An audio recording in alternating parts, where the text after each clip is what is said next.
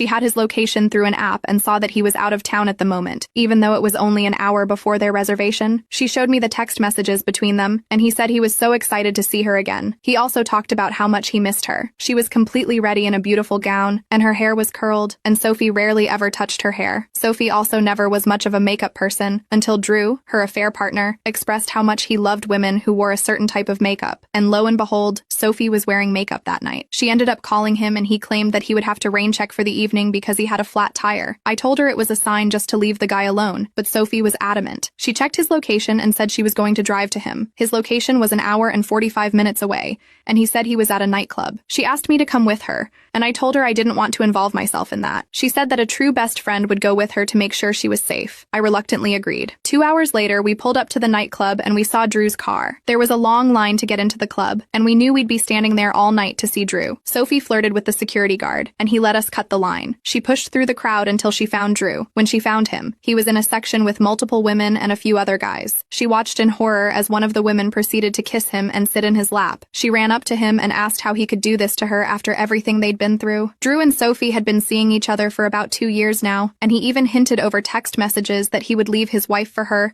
as soon as he was financially stable enough to afford their mortgage by himself, and she fell for it time and time again. Drew looked shocked when he saw Sophie standing in front of him and tried to explain.